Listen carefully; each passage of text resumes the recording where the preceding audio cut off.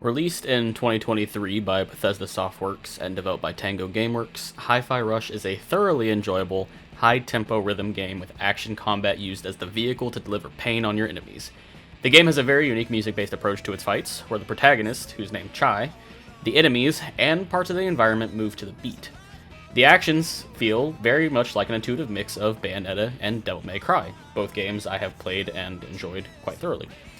There is a few hangups. My only one true dislike of the combat system is, unlike in those other action games, it's almost impossible to keep up with the enemies that are off the screen that might be winding up an attack. And maybe that's just a me thing. I believe that everything just kind of like melded together with the beat, which is purposefully, I mean, that's how it's supposed to work, but it was very hard to keep track of when they were actually winding up an attack, besides like maybe a very faint audio cue, and I could never tell where it was coming from. Either there was like nothing, like an arrow directing me to where that enemy was, so it made parrying those off-screen attacks a little bit harder. I think I did catch on a little bit by the end, but it's something that was very, very hard for me to work around, but that's okay. I also didn't make use of the friend actions a lot, and that is also very much on me. They definitely add a lot to the combat, and they make it a lot easier and a lot better to call in your friends constantly during like high action moments or like when you're surrounded by enemies, and that's just something I didn't do a lot. Didn't really feel the need to sometimes, maybe because I was playing on normal, but I should have, for sure. I did obtain Corsica, and that is when I started using them a lot more. She did end up becoming my favorite, and I did use the friend actions a lot more with her. Especially, I bought the combo attacks with her. I bought the parry attack with her. I ended up using her a lot, if only because the stun damage that she did was crazy good. But otherwise, I didn't really use them much for the combat. I used them for their required mechanic, though. So obviously, barriers with Peppermint or the Z shielding for Macaron. So those are kind of the things that I use them for, rather than just actual, beating up the enemies and helping me clear out the areas. I feel like if I used them more, combat definitely would have been a lot smoother, but hindsight is 2020. Honestly, Corsica helped a lot with the boss fights too. Being able to stun things a lot faster is crazy good. So that's what I ended up using for sure. Besides those few issues that I had with the combat, I thoroughly enjoyed it. People who have a much better reaction time than I do, or who are able to keep the beat with the songs better than I am, will find a lot more to love about the combat. But I honestly loved it a lot. I think the attacks hitting on beat and being able to see the beat helped a lot for sure. If I didn't have that, I would have had a much harder time with this game. But having the rhythm tracker on the screen was the best part about the game for ease of use. When it comes to boss fights, for example, not having that beat counter for those boss fights would have been awful. But the boss fights were extremely cool. Rekka was the first challenge, and since I wasn't that great at the game at that time, I was humbled by her pretty quickly. I think she did. I think she beat me at least once. I don't know. I have to go back and review the footage. It's obviously going to be up here on the screen while I talk about this. I know that she caused a lot of damage to me. I might have just scraped by, if my memory serves me correctly. But I do love the wrestling aesthetic that her fight had. I love the wrestling ring, the way she jacked herself up with electricity and just started throwing the pipes at me. It was really, really cool. Then for a technically second boss at that point, it was really, really well done. The first boss was the quality management robot, who, while it was cool, it was an introductory boss. He wasn't obviously one of the main players, so his fight just kind of gets swept with the wayside a little bit. But there were other bosses though, like Zanzo, and to some small effect Corsica. Zanzo didn't even have a boss fight. You run around the stage and you defund him, and that's cool. That's obviously the point. You want to make him broke, basically, so he can't use these giant tools against you. I honestly am kind of sad that we didn't get a boss fight with him using that giant robot. Though we did see that giant robot towards the end. I will say that. It came back, not as an actual boss fight, but as like a stage hazard. I think that Zanzo not having a boss fight really threw him down on the list of like my favorite characters in terms of like the villains for me. Corsica, she had a minor boss fight. It was just a bunch of parrying, and it was a bunch of like dodges. And it was a mechanic that I actually really enjoyed, and I can safely say that it made my overall timing with parries and dodges in the general combat much better. After Corsica, I was able to dodge and parry a lot more, especially towards the end of the game. I was like getting really, really good at it. I faltered sometimes, but my reaction time is pretty poor. Mimosa. Mimosa was probably my favorite boss fight. There's just something about it. Her design is extremely good. Her boss fight was like really, it was long, but it wasn't like, it didn't overstay its welcome. Her style with the crowd in the background, because she was obviously on the stage putting on a performance. The crowd in the background changing depending on whether you're winning or losing is really, really good. So like if you're winning, they'll cheer chai, chai, chai, but if you're losing, they'll shout for Mimosa instead, and I think that's really, really cool. I like that a lot. It was really, really fun to play around.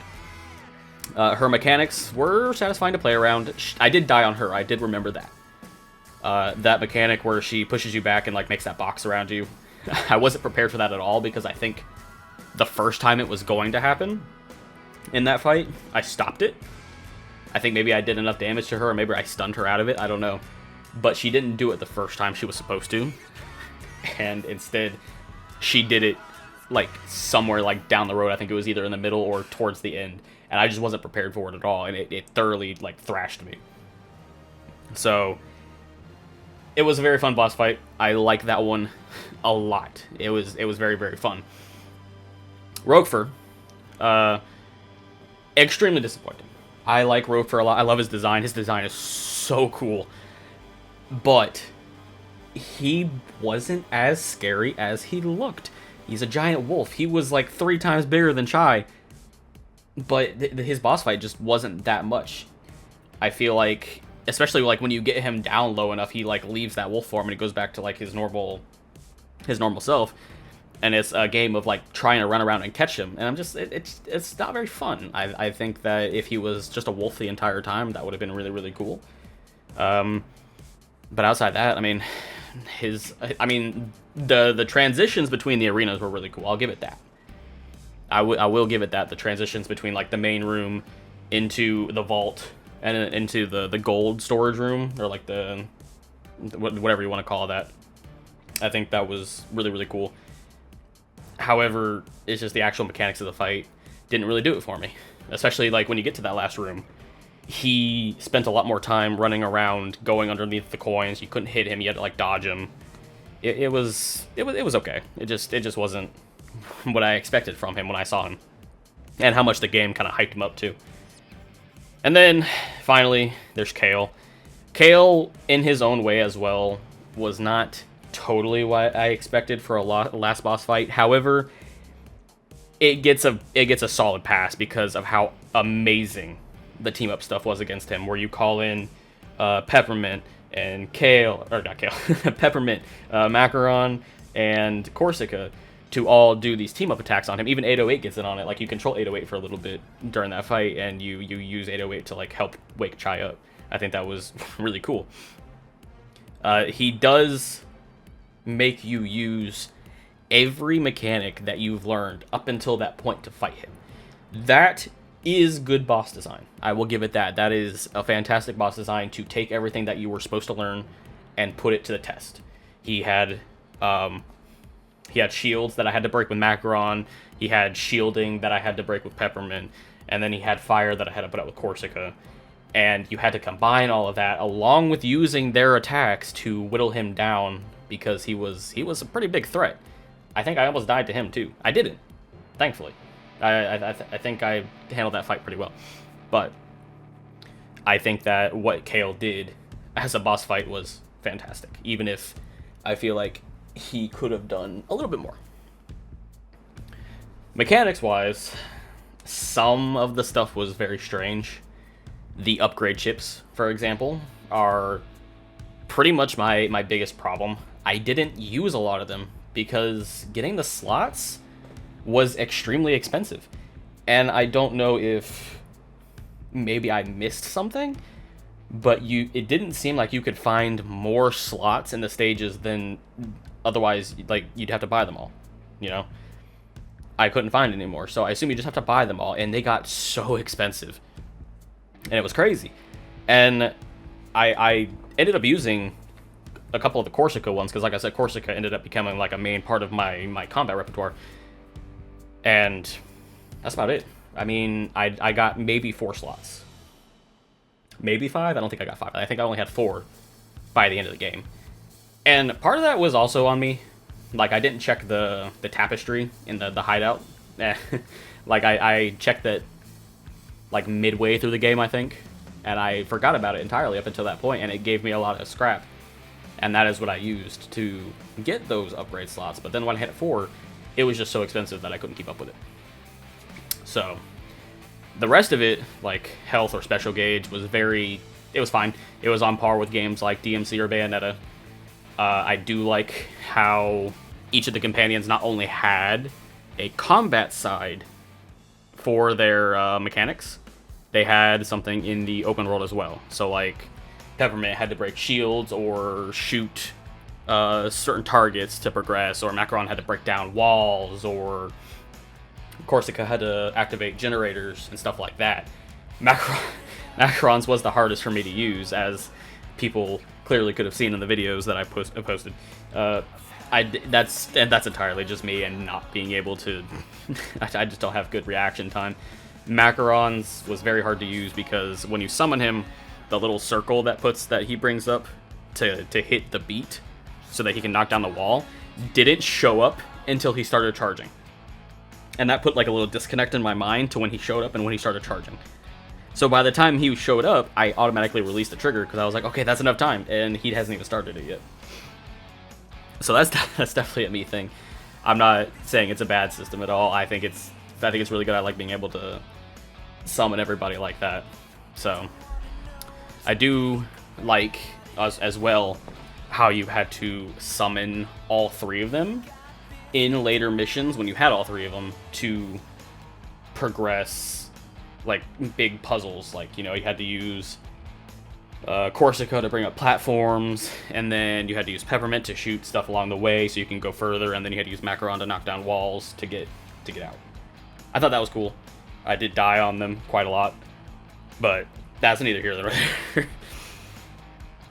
there. Graphic-wise, for this game, the look and feel is incredible. It is, without a doubt, one of the main things, besides the music and the combat, that holds this game up easily. The cel-shaded comic book design is a tried and true method of making a phenomenal looking game that will never, ever age. It's a system that's used in Borderlands. For example, Borderlands is a game, like, if you look at Borderlands 1, it's an old game. It's really old. But it still looks great. It's janky, sure, because it's old, but it still looks good because it's using a style that just holds up so well. It also uses this comic book like style to its advantage when it comes to some of the cutscenes. It shows comic book panelings, like during the breakdown of like the plans, basically the missions before each stage or before some of the stages.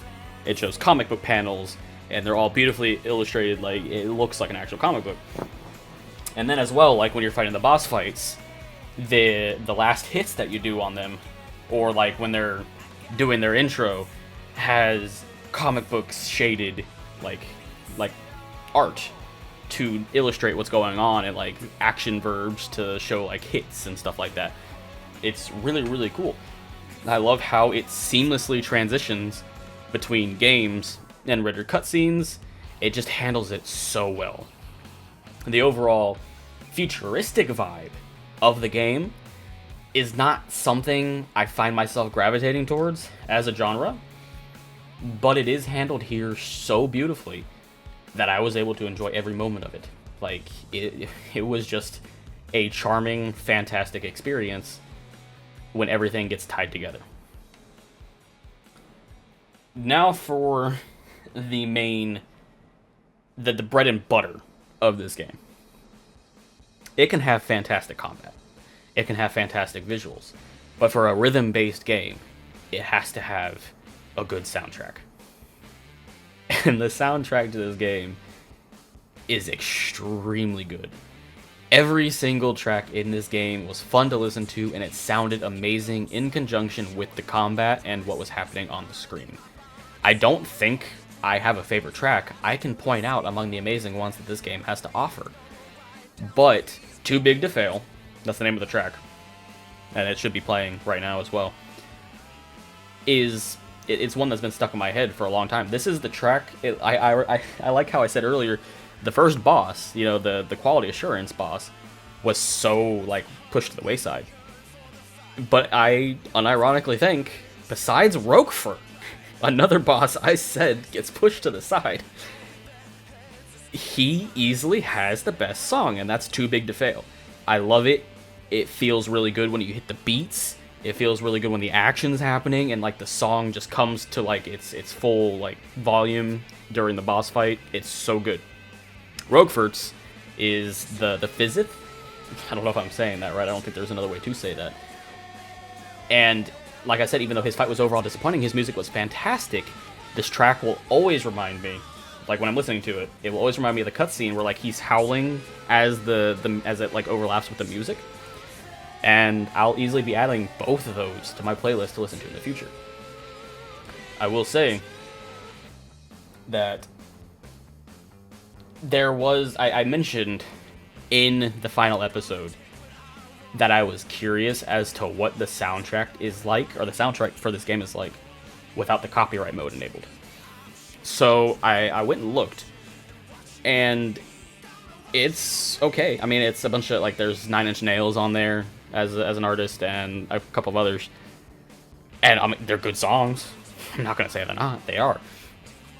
But in the end, I'm so glad that I went the copyright mode. I think I mean, obviously I had to for YouTube, but I think the copyright mode is handled so well, and I feel like playing the game, listening to any other soundtrack just wouldn't feel the same. The ones that they use for the copyright mode is just so upbeat, so energetic, and you can't help but like tap to the beat or like, you know, snap or whatever, just like Chai's doing as he's going through the levels. And I just think that playing through the game on any other like soundtrack is just, it just wouldn't hold up as well. Like I said, I'm not gonna say they're bad songs. They're not. They're good songs.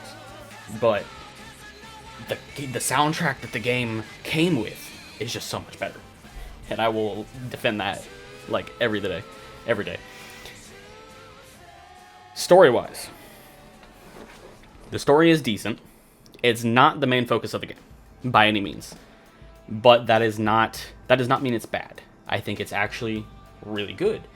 The whole evil corporation thing is a cliche that's used pretty often, but that's because it works, and I think it works here well because of the style of game it is, you know, with the futuristic setting and all like the comic book style shading and whatnot. It works. There's a couple twists in the game, which, spoiler alert, if you haven't played the game or seen the videos and you're watching this after the fact or like before you do all that, one of the twists that was revealed was Peppermint was Kale's sister. And when I saw Peppermint and I compared her to Kale, I thought Kale was her father at first.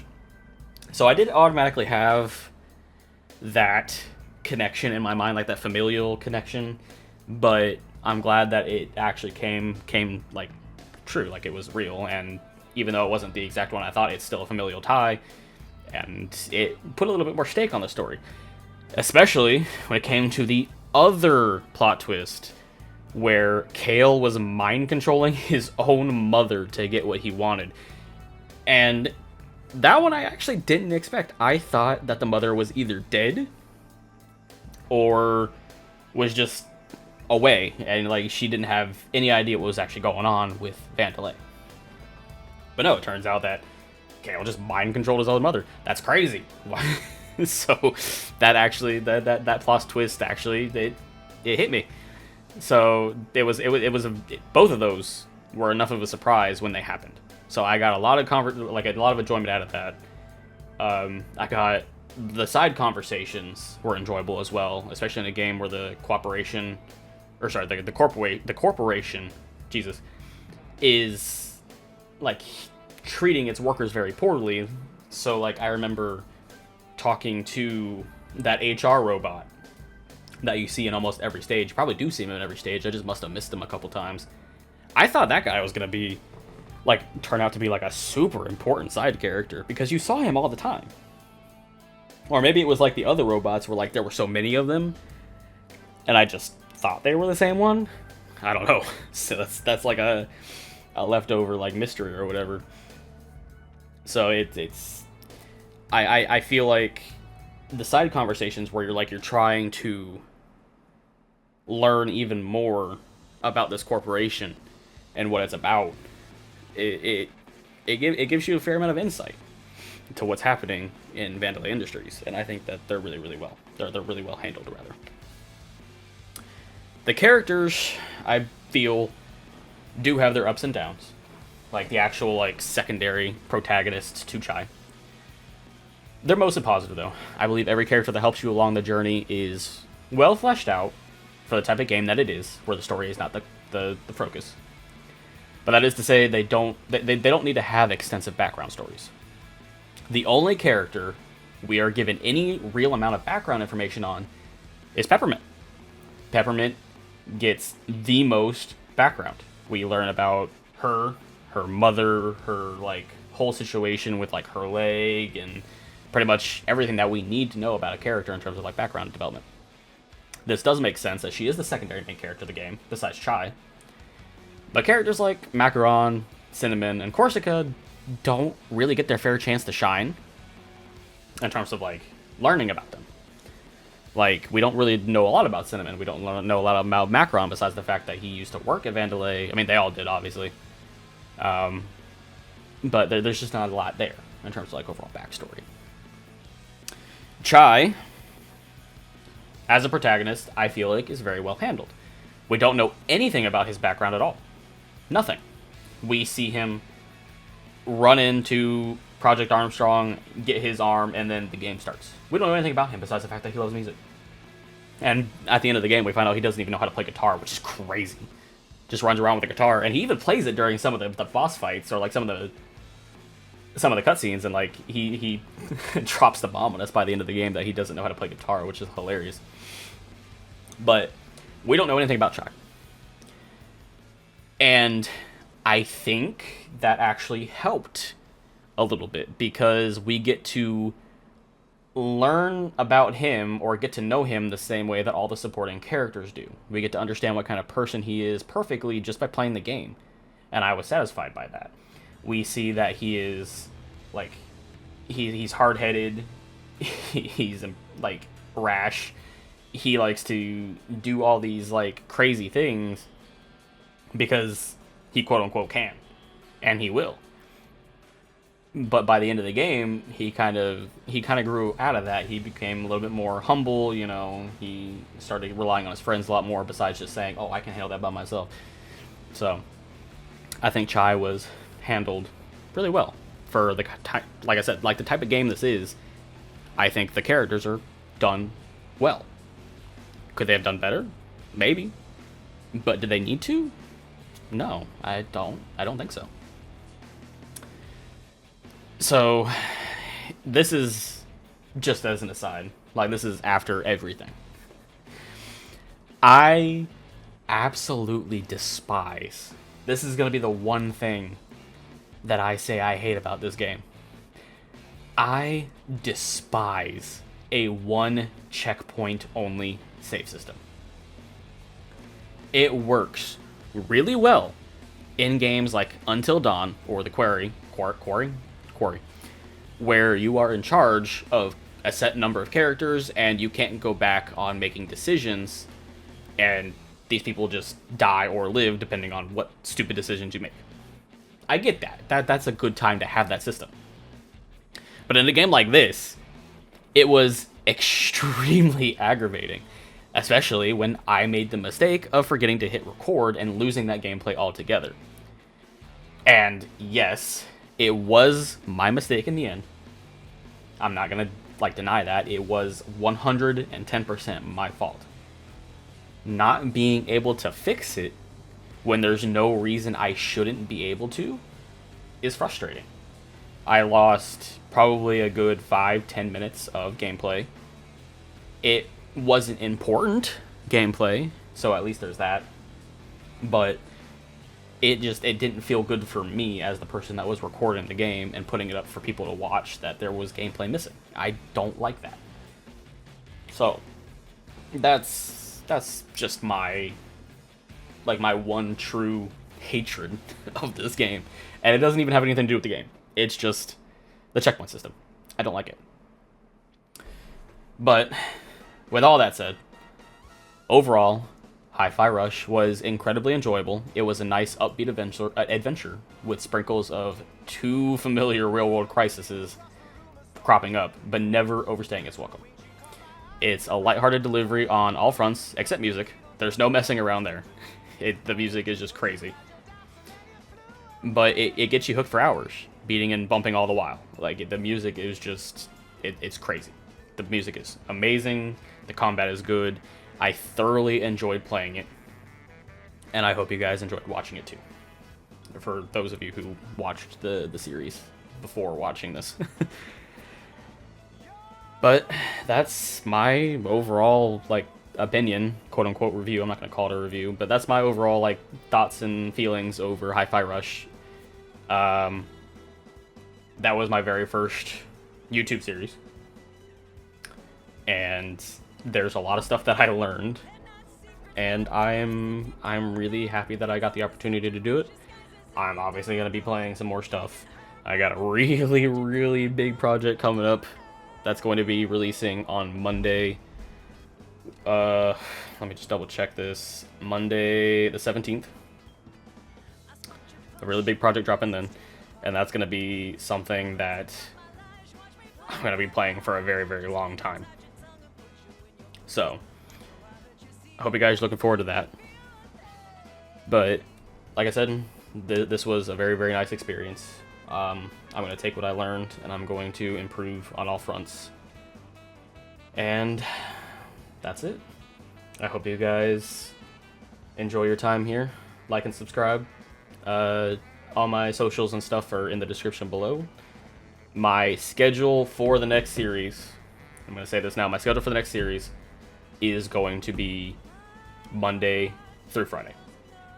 I did Monday, Wednesday, Friday, sorry, for Hi-Fi Rush. But the next game I'm going to be playing is so big that I need as much time as possible. So we're going to see how that works out for me. I do have a full-time job, so we'll see if that stays. But I'm going to do my damnedest to make sure that it does. But with that said, I'll see you guys in the next video. Later.